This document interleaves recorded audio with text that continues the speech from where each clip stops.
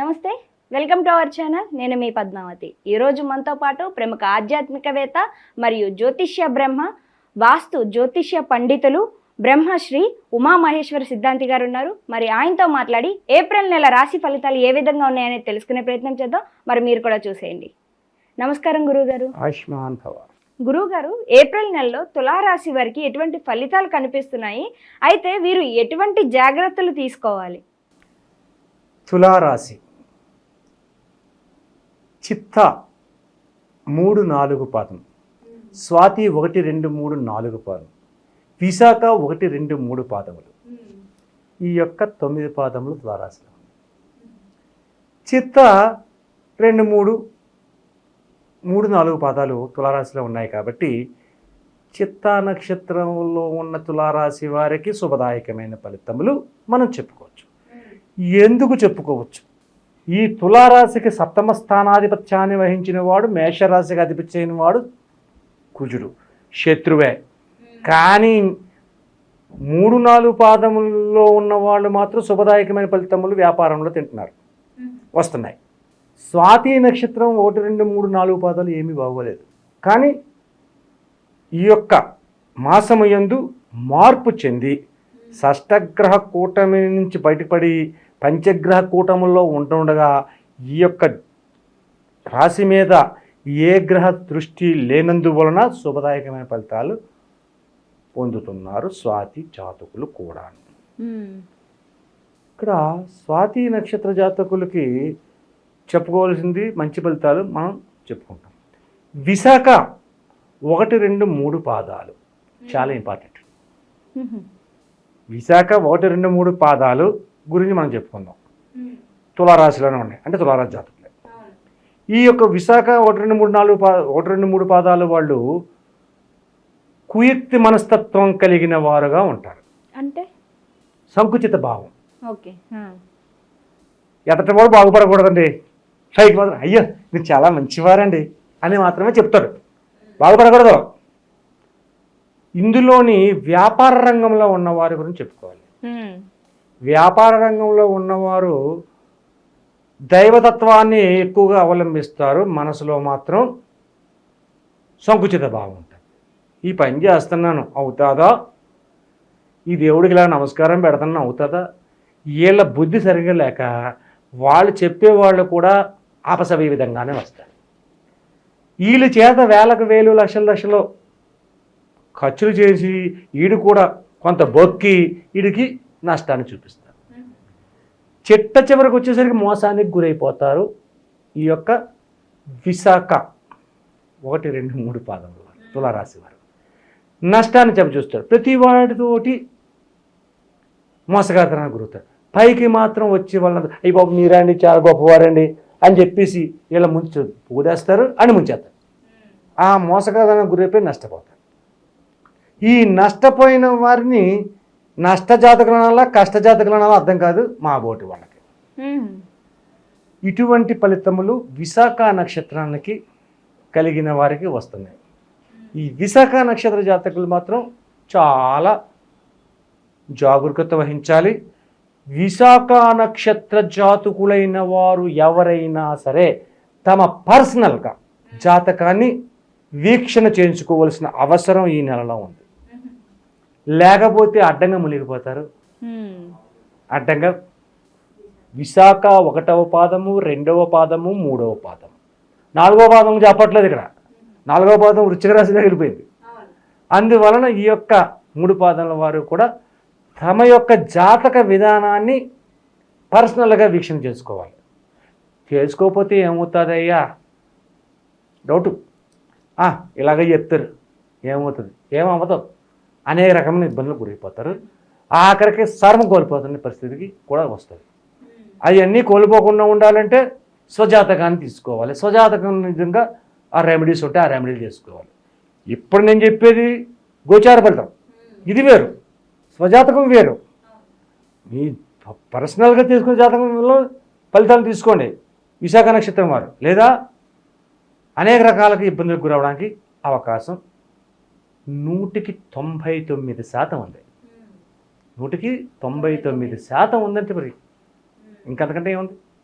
సరే, చిత్త 3-4 పదాలు స్వాతి నక్షత్రానికి సంబంధించిన తులారాశి గోచార ఫలితం ఏ రకంగా ఉంది?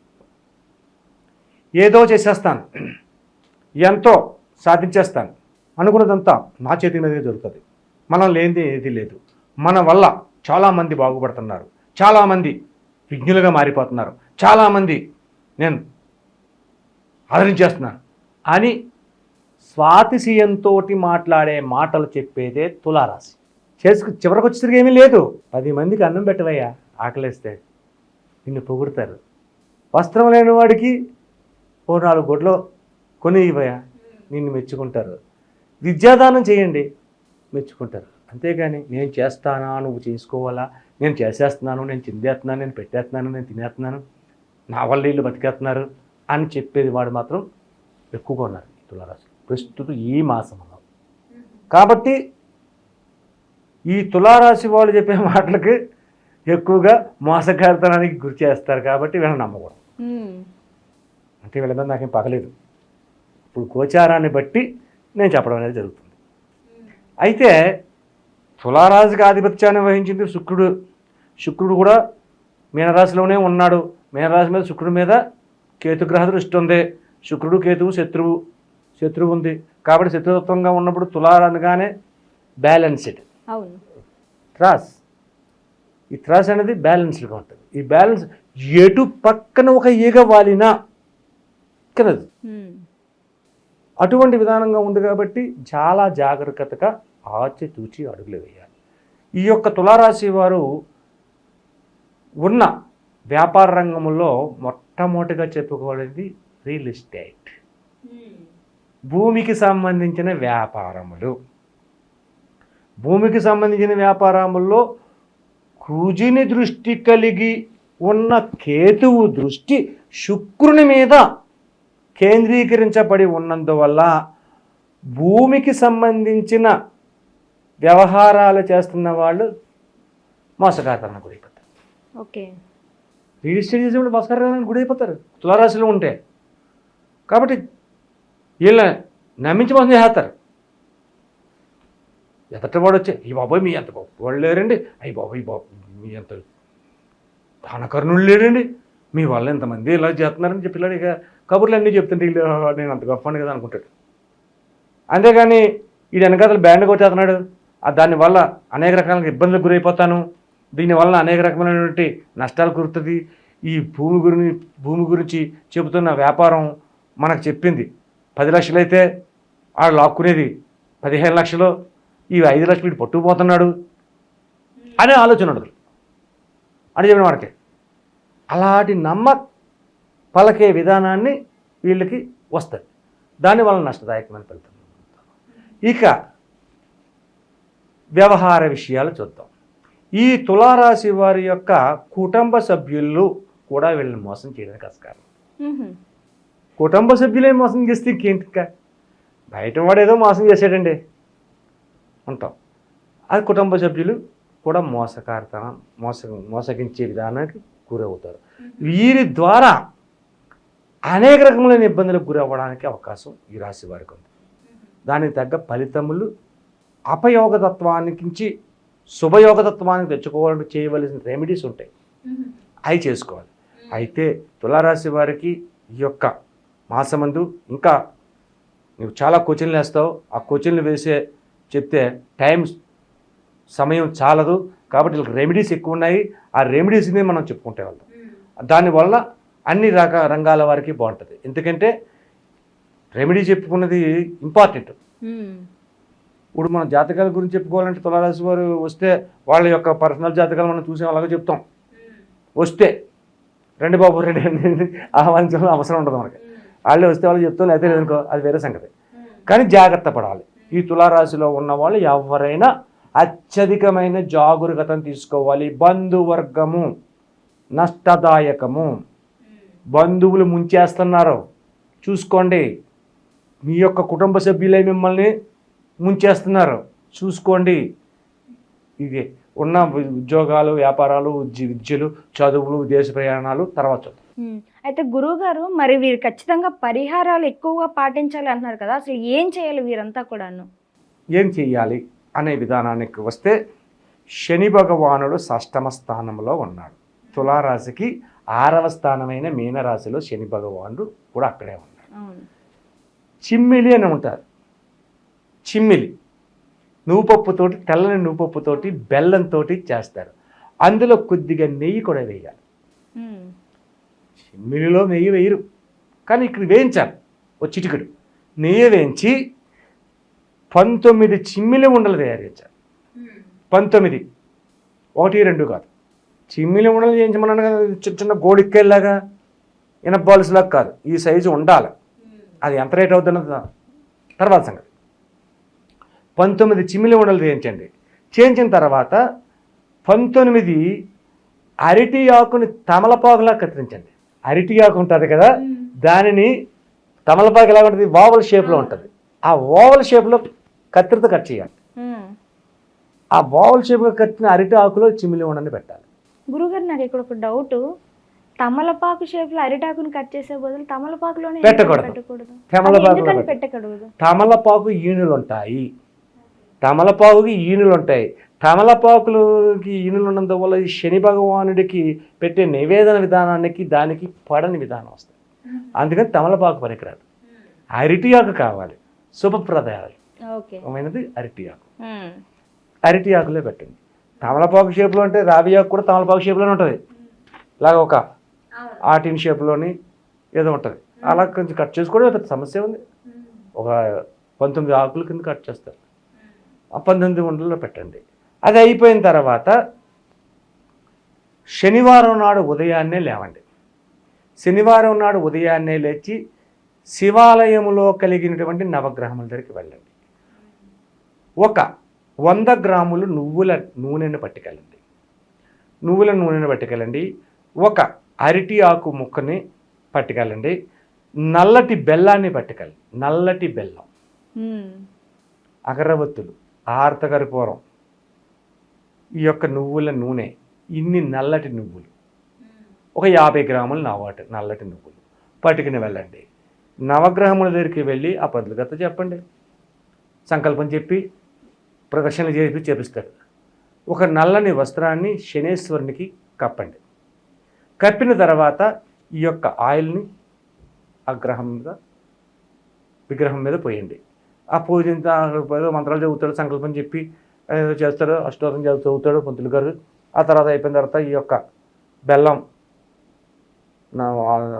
ఆకులో పెట్టి ఈ బెల్లము నువ్వులు అక్కడ నివేదన చేపిస్తాడు. అయిపోద్ది. అయితే 19 పుష్పాలు చేత్తో పట్టుకోండి.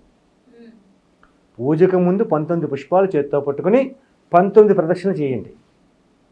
మీ ఇష్టం, మీ ఇష్టదైవాన్ని ప్రార్థించండి. ఓం నమ శివాయ అనుకోండి, ఓం మాత్రేయ నమః అనుకోండి, ఓం వెంకటేశాయ నమః అనుకోండి, ఓం శ్రీ ఆంజనేయాయ నమః అనుకోండి. మీ ఇష్టం, మీ ఇష్టదైవాన్ని ప్రార్థించుకుంటా ఓం మాత్రేయ నమః, ఓం మాత్రేయ నమః, ఓం మాత్రేయ నమః, ఓం నమ శివాయ, హర మహాదేవ, శంభో శంకర అనుకోండి. తప్పే ఉంది. అలా ప్రదర్శన చేసుకుని ఒక్కో పుష్పాన్ని ప్రదర్శన చేసిన లెక్క కుదరదు కాబట్టి ఒక్కో ప్రదర్శనకి ఒక్కో పుష్పాన్ని అక్కడ పెడుతుంటే చేతిలో 19 పుష్పాలు అయ్యేసరికి 19 ప్రదర్శనలు. ఆ తర్వాత పూజా కార్యక్రమం అయిపోయిన తర్వాత ఇంటికి రావడం కానీ, లేదా అక్కడ ఏదైనా నది ఉంటే నదిలో కానీ, లేదంటే ఒక పైపు దగ్గర కానీ శుభ్రంగా తలస్నానం చేయాలి.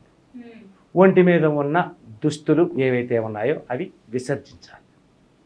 చాలామందికి చేతులకి తాళ్ళు అనేవి ఇలాంటి ఉంటాయి, మొలతాళ్ళు అనేవి, అవి కూడా తీసి బయటపడేసి కొత్తవి తీసుకోవాలి.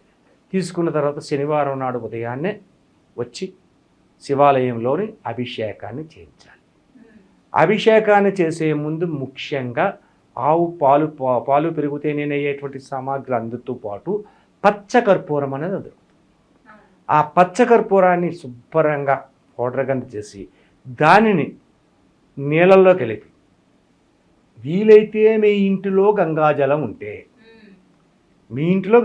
ఉంటే ఆ గంగాజలాన్ని కొద్దిగా ఆ నీళ్ళలో మిక్స్ చేసి అభిషేకాన్ని చేయించాలి. అభిషేకం చేసిన తర్వాత మల్లె పువ్వులతోటి దండ చేసి వేయాలి. అయిపోయింది. ఇక్కడ నివేదన జరగాలి. ఈశ్వరుడికి, పరమేశ్వరుడికి నివేదన జరగాలి అంటే అరటి పళ్ళు, కొబ్బరికాయ, యాపిల్ పళ్ళు, కమలాలు, ద్రాక్ష ఎన్ని వచ్చినాయి? 5 వచ్చాయి. అరటిపళ్ళు, కొబ్బరికాయ, కమలాలు, ద్రాక్ష, యాపిల్. ద్రాక్ష అంటే ఇందులో చాలా అనుమానం వస్తుంది. తెల్ల ద్రాక్ష ఉన్నది, ఎర్ర ద్రాక్ష ఉంది, నల్ల ద్రాక్ష ఉంది కదండి. నల్ల ద్రాక్ష పళ్ళు పెట్టాలి. నల్ల ద్రాక్ష పండు కన్నా శ్రేష్టమైంది అల్ల నేరేడు పండు. దొరికితే చాలా మంచిది. దొరకకపోతే నల్ల ద్రాక్ష నివేదన చేయాలి. నివేదన చేసిన తర్వాత పంచామృతాలతో అభిషేకం చేసిన వచ్చిన జలం ఉంటుంది. అది ఒక గ్లాసులో పోసి అక్కడున్న భక్తులకు మీ చేతులతో ఇవ్వాలి. మేము అభిషేకం చేసాం కదా, మేము అలసిపోయామని కూర్చుంటాం, మంత్రులు గారు ఇచ్చేస్తారు అంటే కుదరదు. మీ చేతుల్లో ఉండడం జనాలకు ఇవ్వాలి. అలాగే ఈ యొక్క అరటిపళ్ళు ఏ పట్టుకెళ్ళిన ఎంతమందికి వస్తే అంతమందికి నివేదన వాళ్ళకి సమర్పించుకోవాలి. వచ్చిన తర్వాత ఇంటికి వచ్చిన తర్వాత ఆయిల్ లేని ఫుడ్ తినాలి. వీళ్ళు ఆయిల్ ఎట్టి పరిస్థితుల్లో ముట్టుకోకూడదు. ఎట్టి పరిస్థితుల్లో ఆయిల్ అనేది ముట్టుకోకూడదు. అది అలా మధ్యాహ్నం భోజనం చేయాలి. ఆ తదుపరి మధ్యాహ్నం నిద్రపోకుండా ఉండాలి. మధ్యాహ్నం నిద్రపోకుండా లలితా సహస్రనామ పారాయణ చేయాలి, లేకపోతే వినాలి. లలితా సహస్రనామ పారాయణ చాలా అవసరం ఇక్కడ. అది జరిగిన తర్వాత మధ్యాహ్నం నిద్రపోకుండా ఉండాలి. సాయంత్రం అయ్యేసరికి మధ్యాహ్నం నిద్రపోకుండా మధ్యాహ్నం భోజనం జరిగింది కదా, సాత్వికాహారంగా ఆయిల్ లేని ఫుడ్. సాత్వికాహారం అంటే ఆయిల్ లేని ఫుడ్ ఎంత చెప్పుకున్నాం, పచ్చి పులుసు అన్నట్టుగా, లేదా ఒత్తి పెరుగన్నం. ముఖ్యంగా పెరుగన్నమే తింటాను అంటే అందులో నల్ల ద్రాక్ష పళ్ళు, దానిమ్మ గింజలు ఉంటాయి, ఎర్రగా ఉంటాయి, కుజినికి సంబంధించింది. అవి అందులో మిక్స్ అయ్యి అది తినాలి. ఎంత తింటే బాగుంటుంది, నిమ్మకాయ పచ్చడి రాసుకుంటే చాలా బాగుంటుంది అనుకుంటారేమో. నిమ్మకాయ పచ్చడిలో ఆయిల్ ఉంటుంది, అవి ఏం పనికిరావు. అటువంటి భోజనం చేయాలి. మధ్యాహ్నం నిద్రపోకూడదు. సంధ్యా సమయం చంద్రోదయం అంటే రాత్రి 7 గంటలు. మళ్ళా శివాలయానికి వెళ్ళాలి. పంచముఖ పాల దీపం అనేది ఉంటుంది. అంటే శివాలయానికి వెళ్తున్నప్పుడు నువ్వు 3 మట్టి ప్రమిదలు పట్టుకెళ్ళాలి. 3 మట్టి ప్రమిదలో ఒక చిన్న పాల ప్యాకెట్, ఎక్కువ అది మాత్రం పాలు ఉండేది. పాలు, కొంచెం మర్రిపిండి, ఒక 2 రావి ఆకులు, 2 రావి ఆకులు, ఒక బెల్లం ముక్క, తెల్లటి బెల్లం, నల్ల బెల్లం పొద్దునెట్టు. అవును శనీశ్వరికి పొద్దునెట్టు. ఇప్పుడు తెల్ల బెల్లం కావాలి, తెల్లటి బెల్లం కావాలి. నలుపుల ముక్క ఉంటుంది కదా, తెల్ల బెల్లం ముక్క, అది పట్టుకెళ్ళాం. ఒక 2 తమలపాకులు, ఒక ఒక్క పొడి కాదు, ఇవన్నీ పట్టుకుని వెళ్ళాలి. ఒక చిన్న ఆవు నెయ్యి ప్యాకెట్ వెళ్ళి ఈ యొక్క 3 ప్రమిదలకి పసుపు రాయండి. ఒక ప్రమిదిలోని కింద అష్టదళ పద్మం వేయండి పిండితోటి. దాని మీద ఇన్ని బియ్యపు గింజలు వేయండి. ఆ బియ్యపు గింజల మీద ఈ ప్రమిది పెట్టండి. ఆ ప్రమిదిలో పాలు పోయండి, పచ్చి పాలు. దాన్ని నిండుగా పోయండి. నిండుగా పోసిన తర్వాత దాని మీద మళ్ళీ ఇంకో ప్రమిది పెట్టండి. ఆ ప్రమిదిలో 5 ఒత్తులు పెట్టండి, కాడ ఒత్తులు 5 ఒత్తులు పెట్టండి. అందులో ఆవు నెయ్యి పోయండి. ఆవు నెయ్యి పోసి ఆ ప్రమిదిని 5 ఒత్తులు అగ్గిపుల్లతోటి అగరబత్తుని వెలిగించి ఆ అగరబత్తుతోటి ఈ 5 ఒత్తులు వెలిగించాలి. పంచకన్యలు భూమేచ భూమిపుత్రేచ అగ్నేచ అగ్నిపుత్రేచ వాయేచ వాయుపుత్రేచ జలేచ జలపుత్రేచ అంబరేచ అంబరేచ అంటే పంచకన్యల ఆవాహన జరిగింది. ఆ పంచకన్యలు పాలల్లో పెట్టాం. అంత సుఖదాయకం. ఎప్పుడైతే అది జరిగిందో ఒక ఒత్తు వెలిగించారు, 2వ ఒత్తు వెలిగిస్తుంటే అగ్గిపుల్ల అగరబత్తి ఆరిపోయింది. ఈ ఒత్తుతో మళ్ళీ చూపించకూడదు, మళ్ళీ అగ్గిపుల్లతో వెలిగించాలి. అప్పుడు దాన్ని వెలిగించాలి. ఆ రకంగా వెలిగించి ఈ రావి ఆకును అక్కడ పెట్టి, ఆ రావి ఆకు మీద ఈ బెల్లం ముక్క పెట్టి, ఆ బెల్లం ముక్క మీద కొంచెం నీళ్లు చిలకరించి నివేదన చేయండి. ఆ తర్వాత నివేదన చేసిన అగరబత్తులు వెలిగించారు, అదే అయిపోయింది. ఆ తర్వాత 3వ ప్రమిదలో హారత కర్పూరం వేసి ఘంటానాదం అంటే మీ ఇంట్లోంచి గంట పట్టుకెళ్ళకూడదు. అక్కడ ఏదో ఒక గంటలాడుతూ లేదా ఓ ప్లేట్ ఏదో కొట్టడం వచ్చేసి దీంతో ఆ దీపానికి హారతి ఇవ్వండి.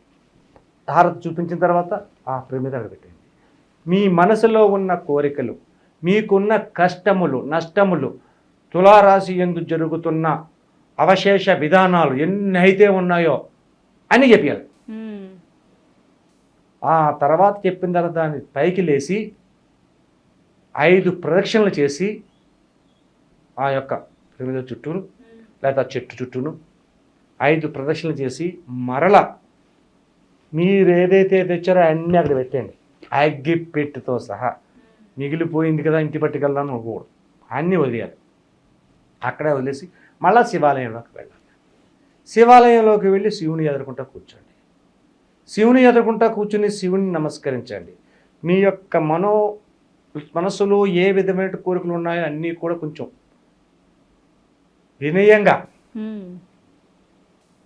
నెమ్మదిగా స్వామివారికి చెప్పాలి. చెప్పి మఠం వేసి కూర్చుని హృదయం కింద నాభి స్థలము దగ్గర ఈ యొక్క 2 బొటన వేళ్ళని ఇలాగ ఎదరక పెట్టి రామనామ మంత్రాన్ని చదవండి. శ్రీరామ జయ రామ జయ జయ రామ అని 10 నిమిషాలు 20 నిమిషాలు చేసిన తర్వాత అక్కడి నుంచి లేచి వచ్చేయండి. మీరు కొబ్బరికాయ కొట్టారు కదా, మీకు ఒక కొబ్బరి చెక్క ఇస్తారు. మీరు తినగలితే అక్కడ తినేయండి, తినలేకపోతే అక్కడ వదిలేయండి. ఏ విధమైన వస్తువు కూడా మీరు తీసుకురాకూడదు. మీరు ధనాన్ని పట్టుకెళ్ళారు జేబులో వేసుకుని, ధనం మిగిలింది, ఆ ధనాన్ని కూడా తేకూడదు, ఆ హుండీలో వేసేయాలి, లేదంటే ఎవరికి ఇచ్చేయాలి. కాబట్టి మీకు ఎంతవరకు అవసరమో ఏది అవసరమో అంతే పట్టుకెళ్ళాలి వెళ్ళే ముందు. తర్వాత ఇంటికి వచ్చేయండి. ఇంటికి వచ్చిన తర్వాత మరలా భోజనం ఉండదు. ఏదైనా ఆయిల్ లేని ఫుడ్ కాబట్టి తినకూడదు, కాబట్టి ఆయిల్ లేని ఫుడ్ తీసుకోమన్నాం కాబట్టి పళ్ళు పాలు లాంటివి తీసుకోవాలి. తీసుకుని కింద నిద్రపోవాలి. ఆ రోజు బ్రహ్మచర్య దీక్షను పాటించాలి. ఆ యొక్క బ్రహ్మచర్యంగానే ఉండాలి. భార్యాభర్తలైనా సరే ఎవరు కూడా కలిసి ఉండకూడదు. అటువంటి విధంగా ఉండాలి. ఉదయాన్నే లేచిన తర్వాత మీ యొక్క దినచర్యని ప్రారంభిస్తారు.